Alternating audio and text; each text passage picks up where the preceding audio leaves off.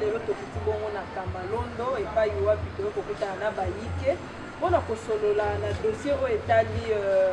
d'une entreprise ya Sinat. Toko banda bongo na ndeko na biso Balalaise de Tete de la République oyo akokota bongo na musindo mpona koexplike biso maye oyo ezolekana na société wana nini yango ezali bongo kobloke. Mbote mwana mboka Balalaise bote na bandeko nyonso na mibalandi nyonso bazolanda biso sikoyo nini yango ezali bongo na kati ya kolekana na société oyo ya Sinat.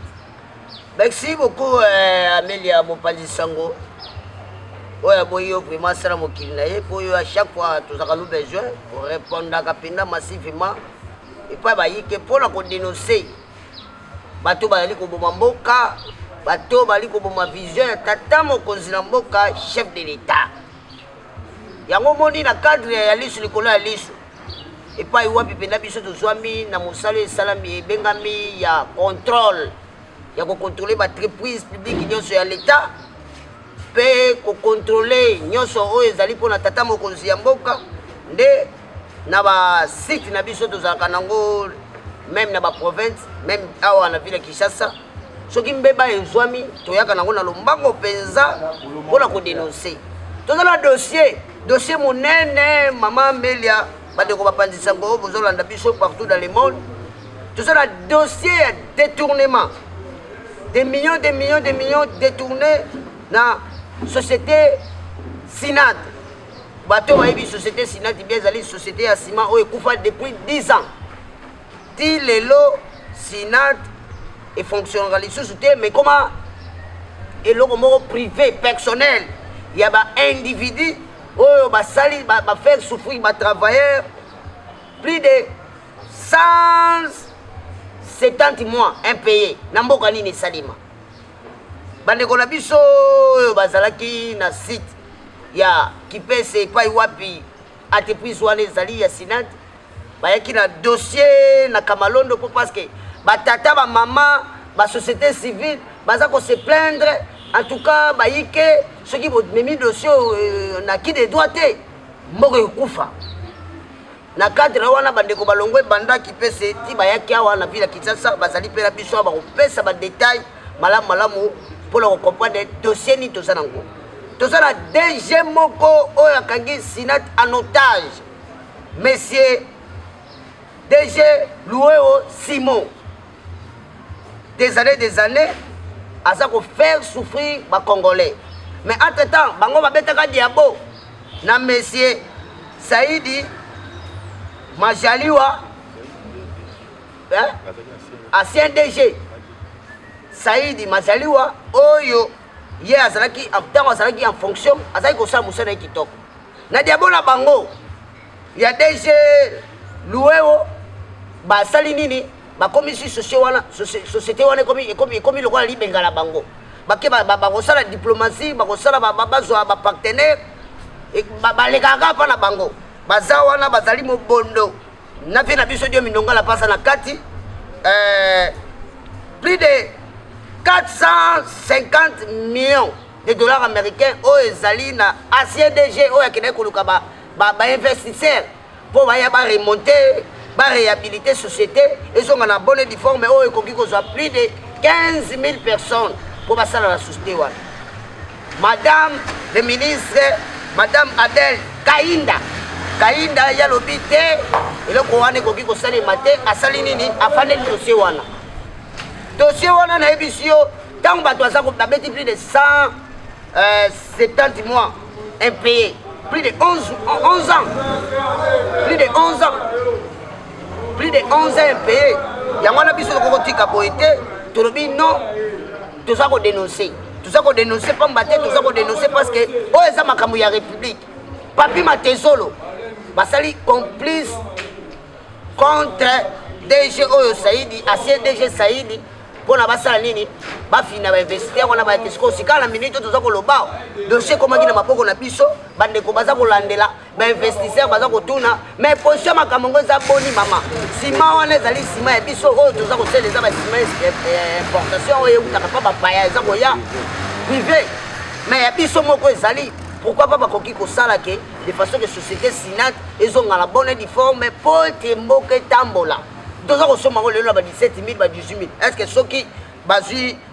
investisseur on a monté au tout ça comme on a baillé il y a plus de 450 millions de dollars américains moko bonga te maman mo pandisang tolo baté yango to salaire to ko bete lango c'était to sala ndeko Freddy azali envoyé spécial ya président Rémi na mopanzi ya Sinat après ça biso ba détail o azala ngo po bango nde baye ko funda madame Adel Kainda o azali ministre ya portefeuille o azala dossier et pas Gilles Lingete ya ba détournement ya ndenge mususu yango yo to ko bakisa po tata mokonza mboka ayeba po 2021 to ça kokina mapona 117 mois 170 mois un pays en tout cas wala biso ko za compter lango te na ebité o pays azali awa ndeko langai tete azali awa na ndeko Freddy na ndeko Joël tozala wapona ko beta 7 na makamu oyo ya Sima Sinat société ya l'état balingi ko réflexionner en côté et comme privé Papi Matezolo DG loué au Simon na Diomi Ndongala accompagné avec ministre Adel Kainda ne bato basimbi dossier oyo pona ba investisseur ko bakota tala bato basala dossier na bango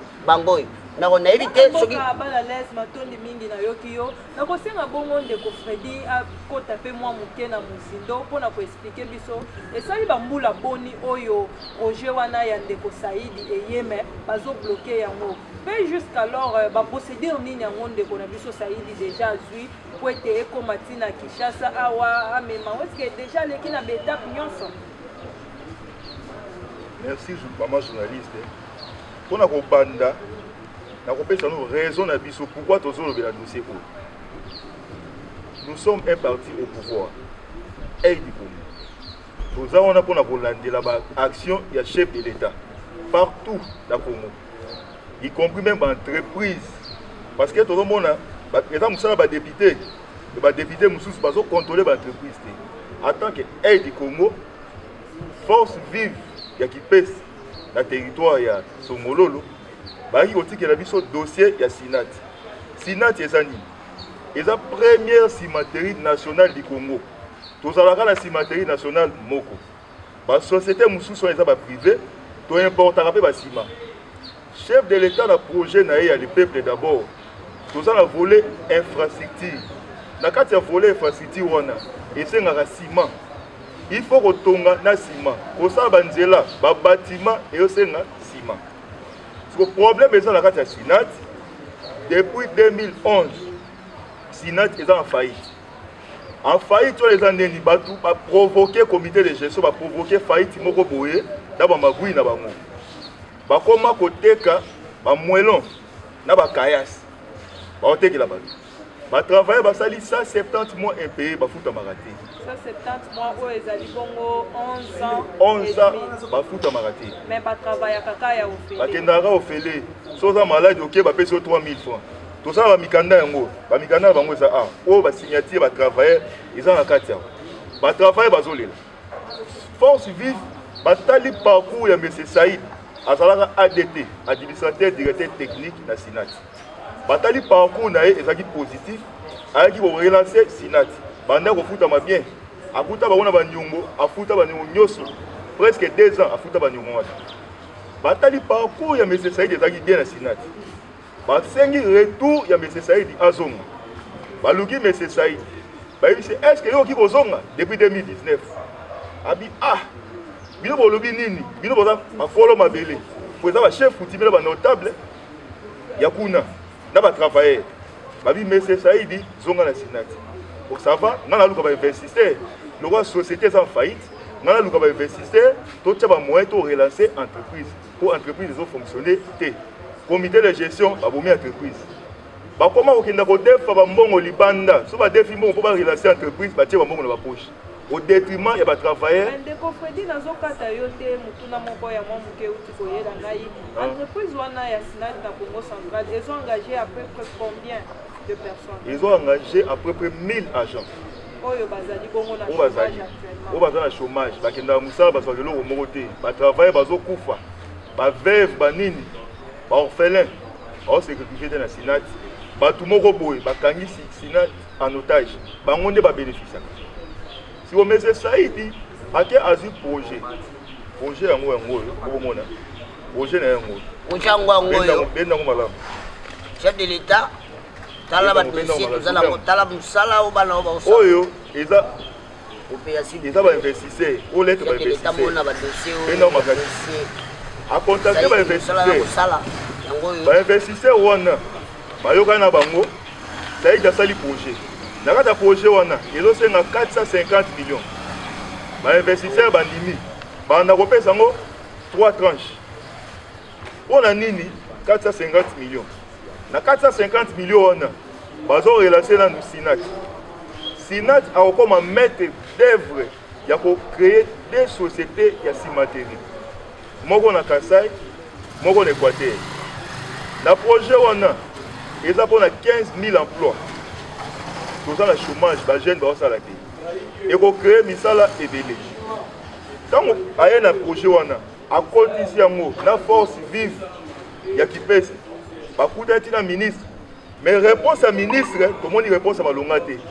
mais ministre azoyamba bacomité de gestion mpo bazodétourne ayambaka bango presque chaque semaine ayambaka bango mais moto aye na projet malamu azoyamba ye te toye kocomprendre bazalaki na projet moko ya liquidation eza nini eza koteka bateka société wana soki bateki société mpona koefase batrace ya détournement soki bateki mpe société wana ezala baoyo bazala bapassion baretraite banini bakobénéficie eloko moko te po comité de gestion bakabola mbongo na baministre base retrouve na badiomi nongal ndeko Freddy comité de gestion ezali bongo géré par banani voilà comité de gestion eza géré na DG Wewo Simo bamiyibi oyo badétruire société sinat eza bango wana mpe ozomona bato bazodétourne ministre azoyambaka bango eloko tozokamwa projet ya 450 millions chef de l'état azoluka bainvestisseur libanda tomoni bavoyage ebele chef de l'état asali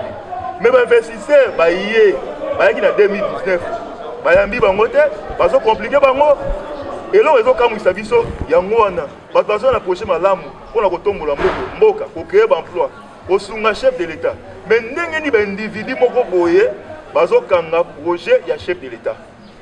po il faut misala ezala mais ndenge nini bazokanga ngo pourquoi projet ya liquidation bateka nini entreprise à part liquidation na minute oyo soki na cimenterie nationale bazoteka na mituka oyo ebukaka mabanga bazoteka na bavéhicule mosusu na kati ya société soki tokomi okozwa image na 12e rue industrielle concession ya sinat ezalaki dépôt relais bando dépose basima na babiloko na bango na kati concession wana sinat ekenda kodefa bambongo mpo barelancer entreprise eza bamillions de dollars ekomata ba 10 millions de dollars concession wana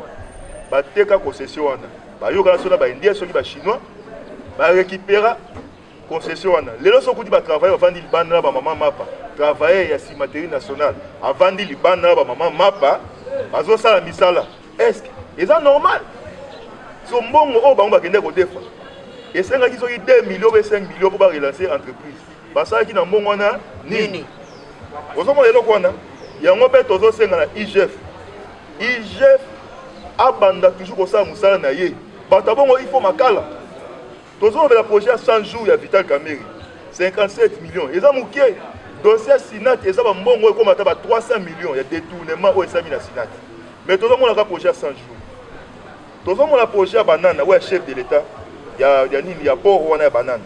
eza projet malamu mais avec la cimenterie nationale ekosunga ke chef de l'état bavote makasi mpe na Congo central lelo tozoimporte basima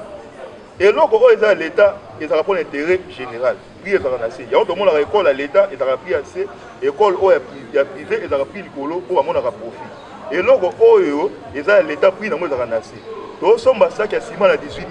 mais soki cimenterie nationale barelance yango tosomba yango ata saki moko ata na 10 000 yango wana tozosenga chef de l'état tozosenga premier ministre tozosenga na igf balandela dossier ya sinat projet oyo eza malamu basoutenir projet wana mpo bajeune base retrouve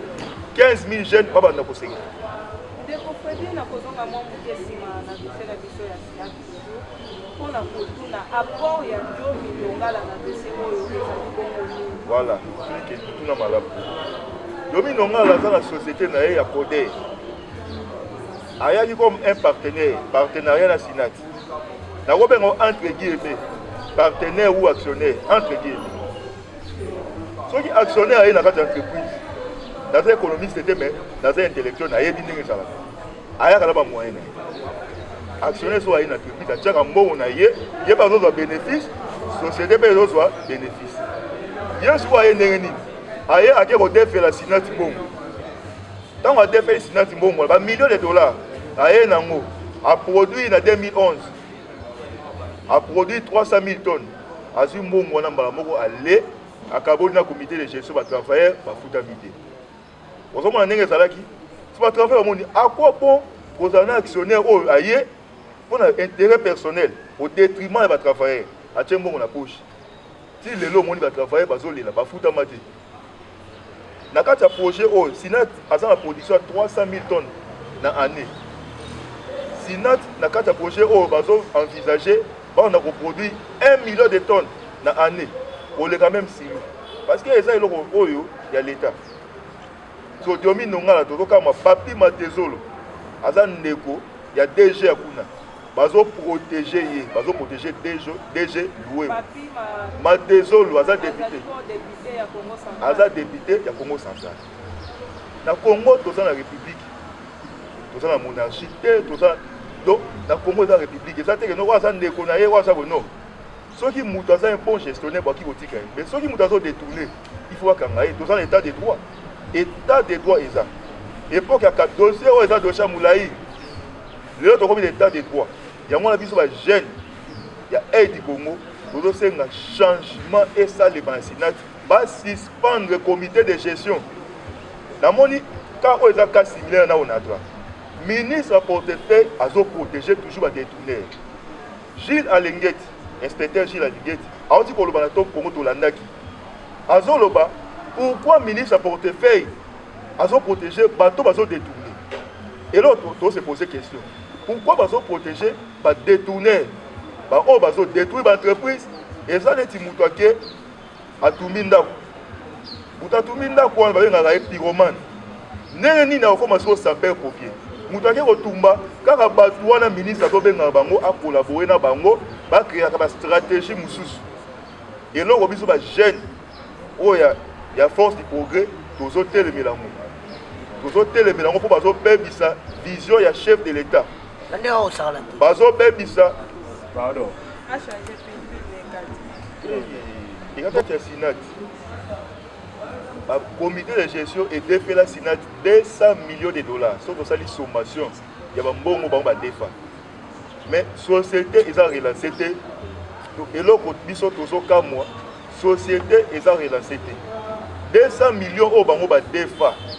Basala nango nini. Autant qu'il y a un projet oyo, oyo ba investisseur oyo M. Saïd a contacté bango.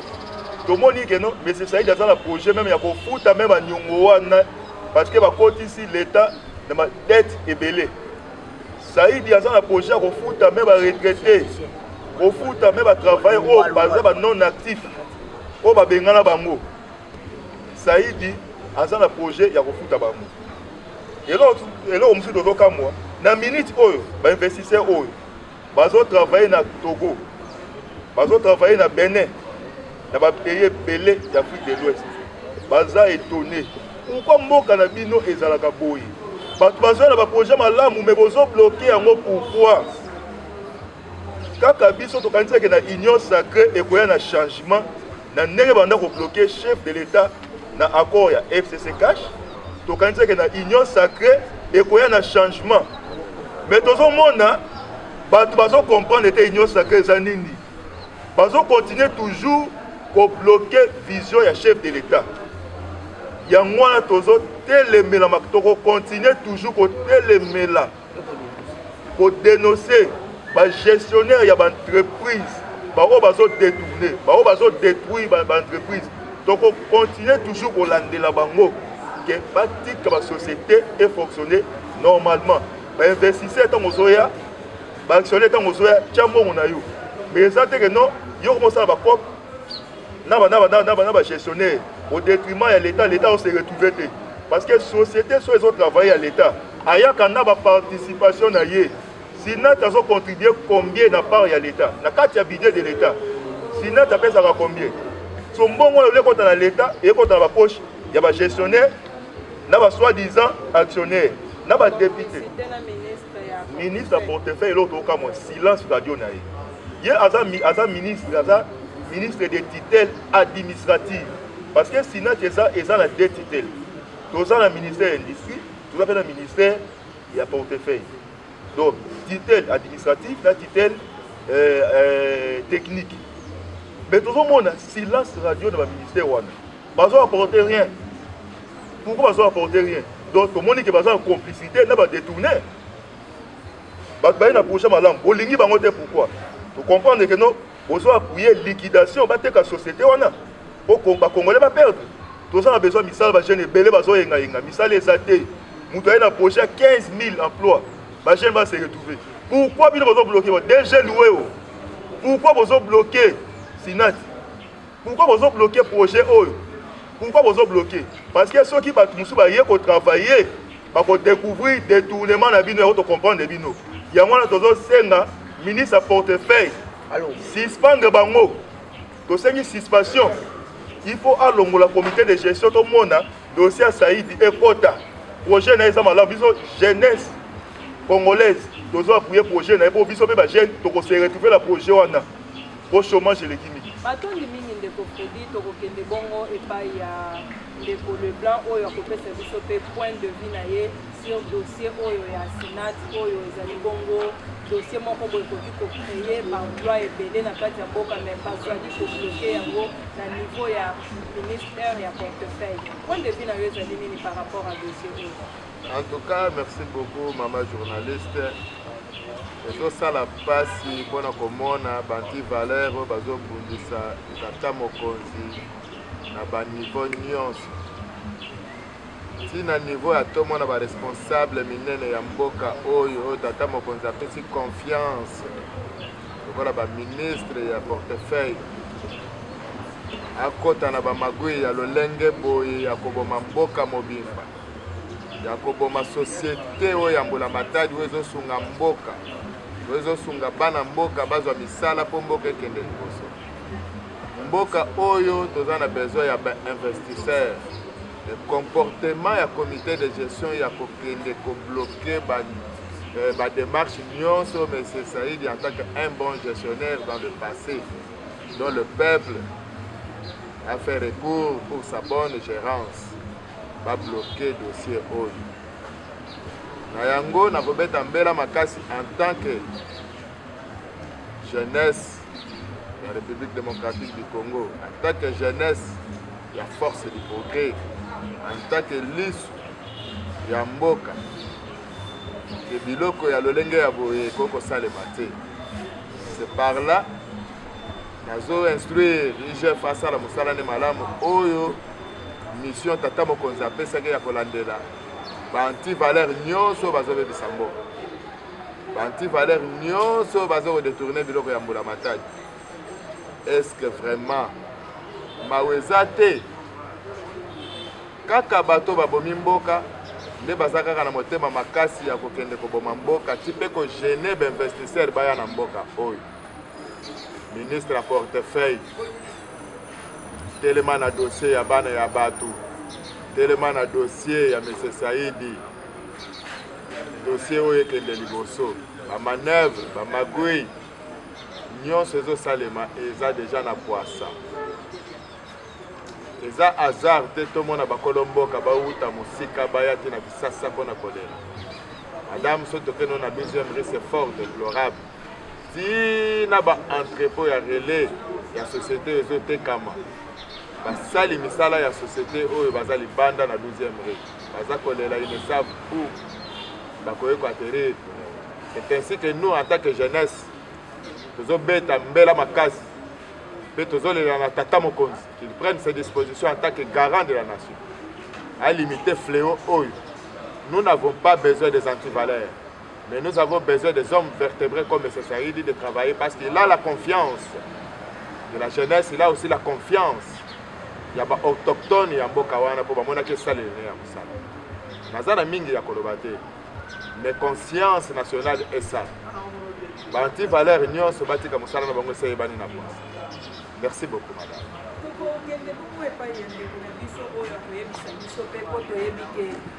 Totikali bongo mandat ya président etikali bongo na quelques années pour être ici là, mais tozali komona bazotia ba koka jambe makasi et pas ba ministre belé et pas ba DG bela ba entreprise, mais yo en tant que Congolais, en tant que moko azo veiller sur ba makambo so ezo concerné président de la République, point de vue na ezali nini likolo ya dossier oyo pe conseil nini yango kopesa na baunion so bazali na kati ya compléter dossier oyo ya Sinat po ete Saïdi akoka bongo koyala ba investisseur ba relancer société ya Sinat. Merci madame la journaliste. Vraiment okamwa mingi parce que biso étant que aide du Congo aux forces du progrès toza wana pona kotala partout chef de l'État azosala baaction na ye partout na baentreprise publique, mais tokokamwa mingi ministre à portefeuille nakolobela mingi si ministre à portefeuille tozokamwa parce que président asali diplomatie ebele libanda atamboli bamboka ebele mpona kaka koluka bainvestisseur, mais bainvestisseur baza déjà awa na mboka oyo. Madame la ministre wana azobloqué ba dossier ebele à part dossier ya Sinat. Est-ce que madame la ministre azali bon na kati ya bloquer dossier oyo ya Sinat ezali pe pona kanyaka te azali na posa ya ba pourcentage na yete bon otomoni ekoma mingi ba ministre bakoma ko réclamer ba investisseur ba yena ba investissement na bango bakomi ko réclamer bakatelaka bango pe ndambu azo bloquer ngo pona bapesa ye pe ba pourcentage te bon. Madame la ministre na pona wikoloba madame wana ya Julia nani portefeuille wana ministre portefeuille jamais il y a rien pour rien pourcentage ndezo boma bango kanyaka ndezo continuer oyo eza isusu na tango ya Kabila te ya dictature te awa toza na état de droit bantu-valeur wana nde tozoboya biloko wana tozoboya yango makasi ba pourcentage moto aye na entreprise na ye koto avant ya na mbongo avant ya na entreprise il faut bokatela ngai 30%, bokatela ngai 20%. Ba biloko wana en tout cas tata mokonzi tela biso makambo oyo dossier ya Sinat oyo en tout cas je la biso solution à dossier ya Sinat oyo. Mais c'est Saïdi, nous avons besoin de retour na ye azonga na Sinat. Pour comité de gestion va détourner mbongo mingi. Va détourner mbongo mingi to lembi na dossier wana. En tout cas papa mon conducteur biso dossier en tout cas vraiment nous avons besoin de clarté na dossier oyo.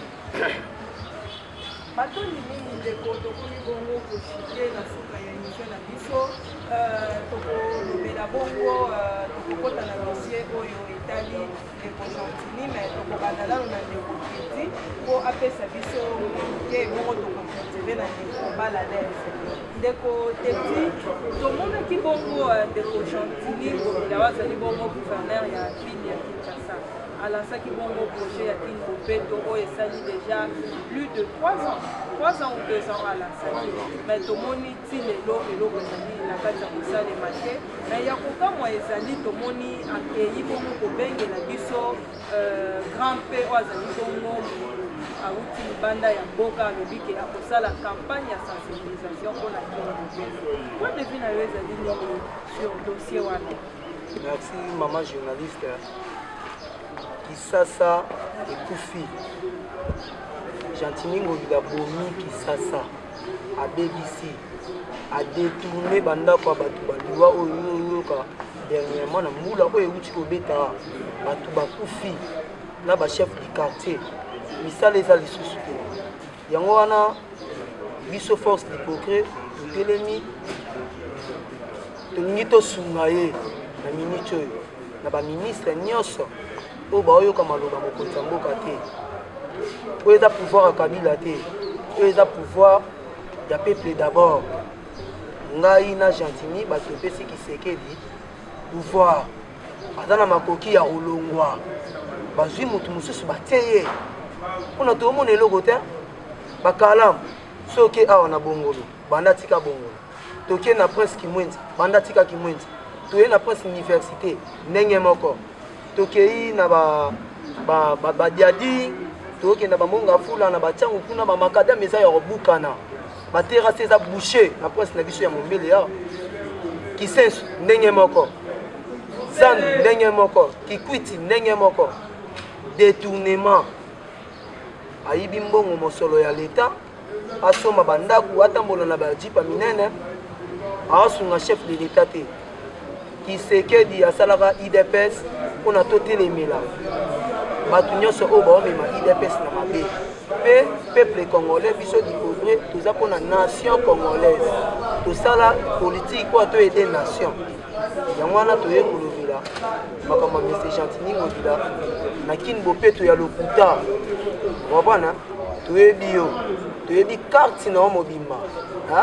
toyebi carte na yo mobimba boyede chef de l'état te bodetourne bambongo botia na bapoto mpo boyebi soki eyini minute moke te naki ozwa traitement okimi nde bamisu bakotaki boloko bakimi kuna mpe na poto toyebisi bato ya poto oyo ake traitement bokanga ye bobeta ye bozongisa ye na mboka na ye wabana bozongisa ye baburgumestre misala na bango nini baburgumestre oyo ya bacommune oyo batie misala na bango nini oyo ya biso ya limité motu moko azwa na ye récompatance na bamort ya Douglas baboma bato okopana récompatance na ye bayo tia ye bourgmestre ya limité kalamu eza boucher na atambola na kati ya quartier te quartier ya mombele akota te kingabo akota te masiala kuna akota te mososo akota te bato bazokufa kini bopeto ya buzoba ya botau tour oyo biso jeunesse ya force Kikoge tokelemeli tous les bourgmestres toya mpo atolongola bino mpo boyede chef de l'état na eloko te bodétruire nde pouvoir ya chef de l'état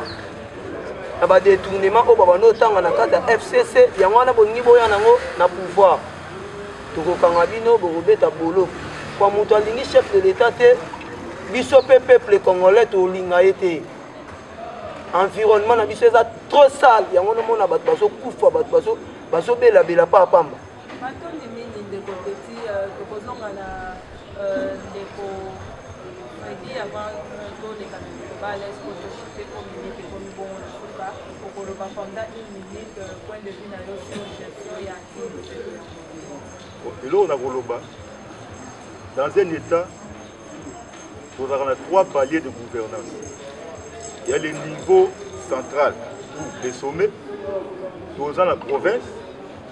après dans la ETD, les entités territoriales décentrales. Donc, il y a une base et matalikolo. Chef de l'État, il faut aider la bateau dans la base. Au bande la commune, si comme matalikolo, bazo sunga chef de l'État dit. Il y a un autre senga na gouverneur. Asala musani malamu. Asala musani. So ba sai musa malamu te azobe bisa projet ya chef de l'État. Asunga chef de l'État. Pour tozo mona ba bourgmestre musu bazo kipete, ba érosion. Ba bourgmestre, ba fa na kala ba bureau, ba tambola raté. Tozo na problème ba courant, ba mweza ebele ya kosala. Mais ba bourgmestre to mona musala bazo sala te.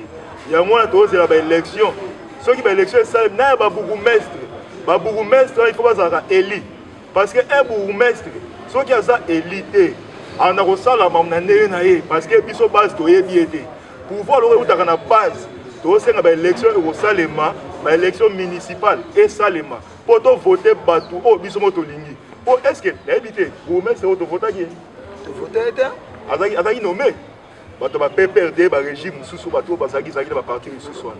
moi ba aider chef de l'état ezate bango bazo kanisa bazaka na système ya FCC cash non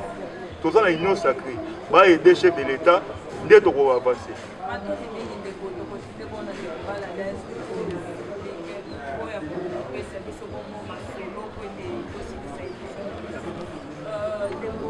l'aise bongo na émission na biso koloba bongo pendant 3 minutes na gestion ya gouverneur ya ville de Kinshasa azali bongo ndeko gentil sur bilan na ye ya Kibeto tomoni mpe jusqu'alors zando depuis makoki donc makambo eza ebele sur ye tokozala bongo na posa ya point de vue na yo merci beaucoup ambeli ya ngai ndakolobela mingi maloba mibale oyo devant nga napesala ngobila nakokomisa Kisasa Bobeto selon maloba na ye mais depuis ngobila akoti na gestion na ye depuis alasaki Kini Bobeto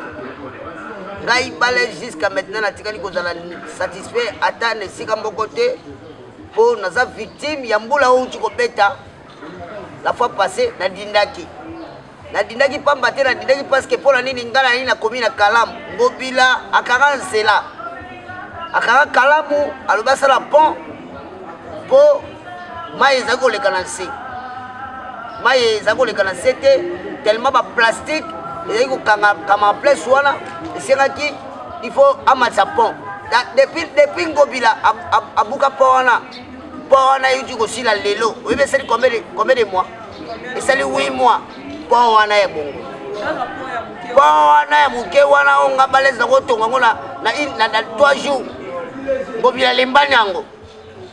ti lelo place wana fulu nano esili te mais akangaka batole nayebi te batole wana etikali mokele ayebisa bagene ongalaka na bango bazwa yango oyo azangi tole atya na ndako na ye eza ya leta yali ya ngobila te ngobila plusieurs mabulu banzela nyonso oyo tata bokonzi ayebisaki eke bolanse opération 0 tout yebisa ngai 0 tout ti lelo tosaka na mabulu akangi bongololo bino nalingi nazonga ndako nakende boye gouverneur akangi nzela eloko mo mpe esalema te ekovanda bongo 2 semaines 3 semaines toloba te mama na likambo mosusu ezali awa ngobila ka mpo na Kini Bobeto apamba akezwa grand-père aye na grand-père awo estce ngai balese so ngobila bimisi mwa mosolo nasala mosala ya Kini Bobeto kosalema te kaka grand-père na mboka na ye fulu ezali mpo ya kolongola biso bafulu awo sensibilisation ya nini akosala yango mpa ya nani soki aluli exodi soki exodi ayebisa biso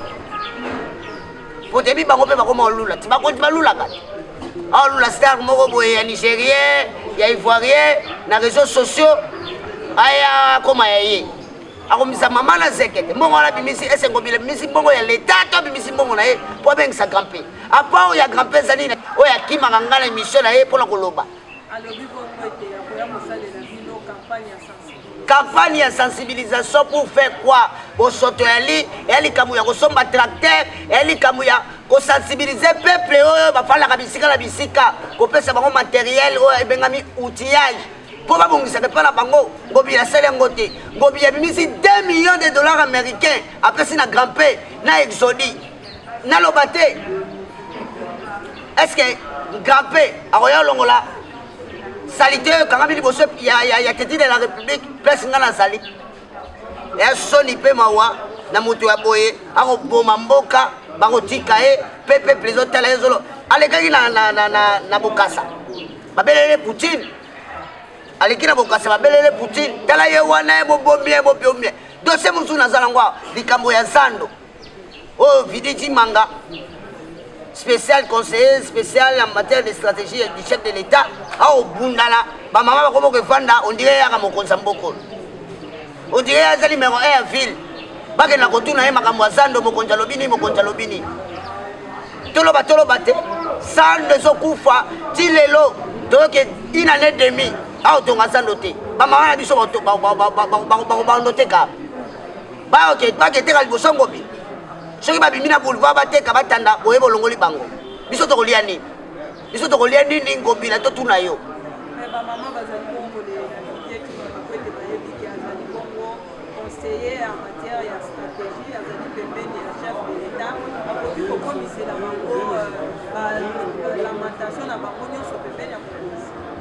nalobi na yo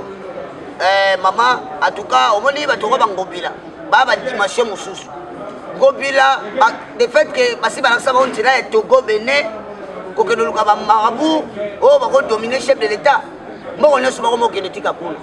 so bapesi ye mbongo asa mpona république yake ekanga mutu na kisi mpo aza nsima na ye ayokaka ye tosi tocomprendre bakisi na bango yango omoni prise asuka abeti biso vis-à-vis campagne ye awa mwa eloko moko ya moke ya mpo apamba ese grandpa aza na valeur na mboko mpona makambo etalikili bopeto esalema wapi oyo toza na monde nini ngobila alinga amema biso abenga ta nani gimsia obeta te campe asaka nini ngati lelo nayebaka importance ya campe te namonaka ye na mwasi na ye na bareseau sociaux baosa buzoba eloko moko te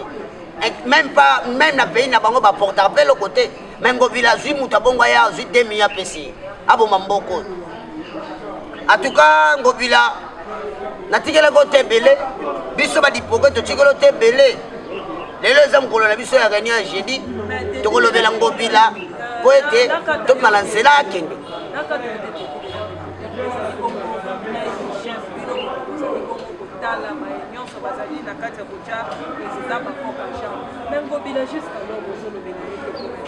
te nga nalobeli ngobila ntina lembi nalobeli ngobila ntina lembi j'ai parlé avec beaucoup de conseillers du chef de l'état ngobila asala réseau ya kanyaka autour du chef de l'état so ayibi ala bato bazaka nzinga ya mokonzi akoropa bango toloba te comment ça fait dire que ti lelo mutu aza koexécute maloba ya tata mokonzi na mboka te lelo apesi biso réponse ekini bopeto kampe ye wana mais mwana mboka ba alaise na kata yo lisusu nde natuni mwa motu na moke ngobila azali bongo motu oyo abimaki na assemblée bato bakoki kodestitue plutôt ngobila ezali bongo badepute assemblée provinciale mais na kati ya assemblée provinciale badepute ya idps mpe bazali mais mpona nini balobelaka dossier ya ngobila te basalaka eloko te en tout cas personnellement madame ngai na raconté beaucoup de députés provinciaux ya ville ya Kinshasa presque majorité maloba oyo oza kotuna ngai nga natunaki bango nabibe bino bozali baeli na biso ya idps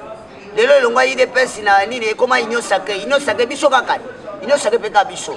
mais comment ça boza na monopole te ya kolongola ngobila à la tête de la ville bayebisi ngai clairement tedi de la république sukisa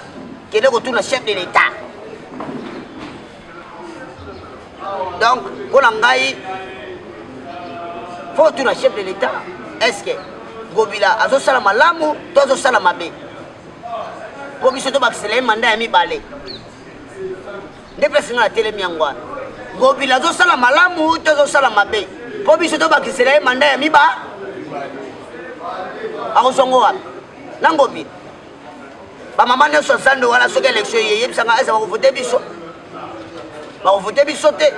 mpona nini babuka zando place bango batekaka ti lelo bakotonga te mais mbongo fale batonga zando balongola ta bafulu yango campagne ekozwa namoni yango na internet awa ayekozwa 2 millions de dollars américains akende yango so na guinée bakende oliai na mwasi na ye nde kope ngobila asali yango wana réponse ya kili bopeto yango biso tolobi ngobila donc okomi presque na suka okomi na suka pamba te biso bayike tolingi tomana nzela mpona kotelemela yo tolingi totelemela yo pamba te mpo kanga bisaka na yo kende osali mabe na yumbi olongo na yumbi oye awa na Kinshasa mpona koboma mboka bato oyo baflataka yo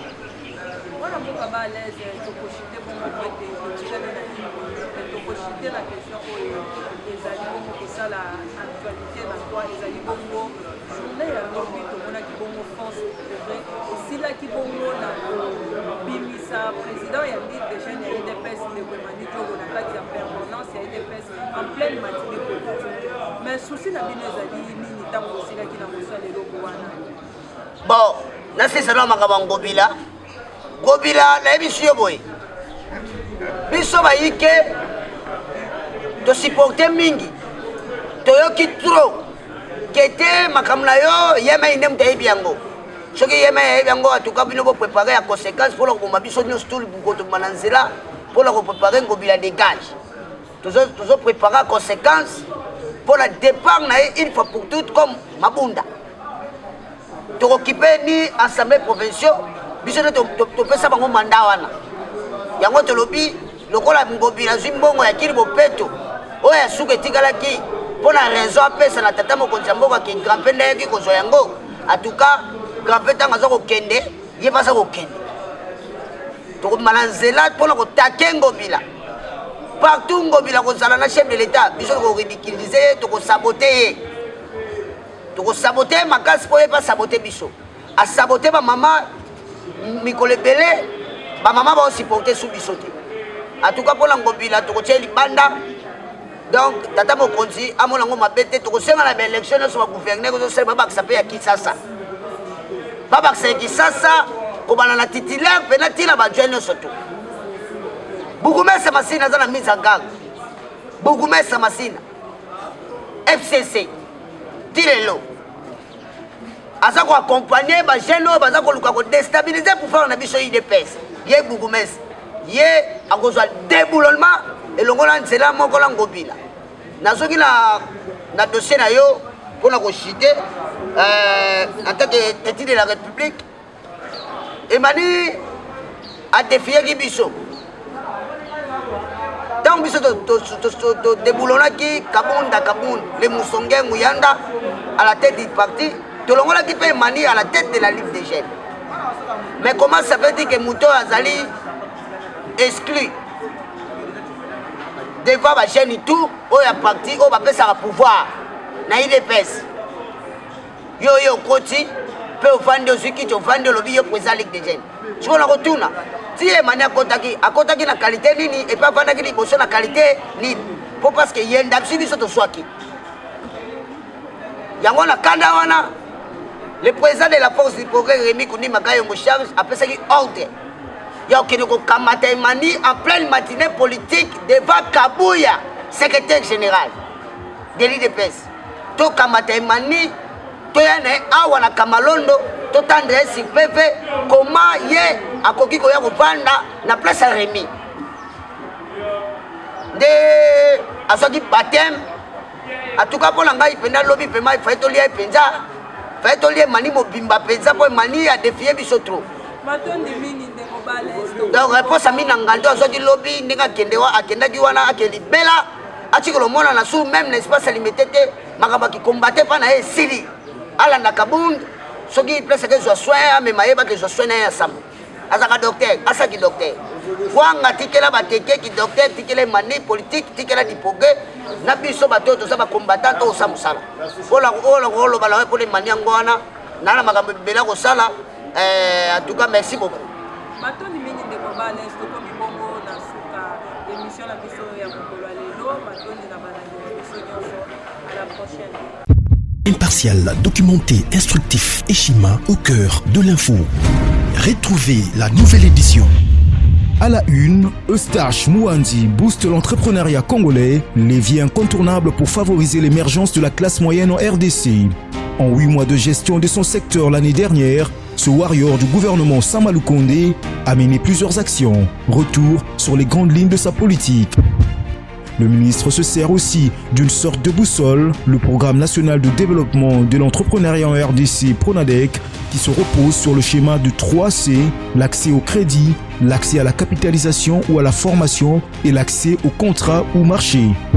Plus de 100 petites et moyennes entreprises congolaises de Kinshasa ont obtenu en août 2021 un financement comme appui du gouvernement dans l'accompagnement de leurs activités.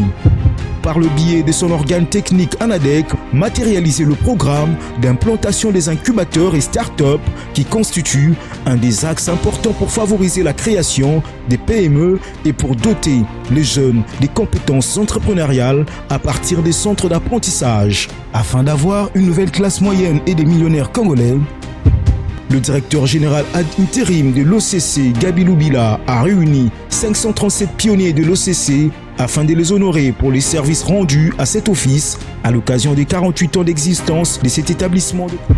Pour l'année 2022, l'IGF a renforcé sa patrouille financière dans 8 secteurs des finances publiques pour l'implémentation de la bonne gouvernance. Bonieme Ekofo Lucien s'est employé à entreprendre sans relâche plusieurs actions susceptibles durant l'année 2021 afin de perpétuer le leadership de la SONAS dans le cercle des assureurs en RDC.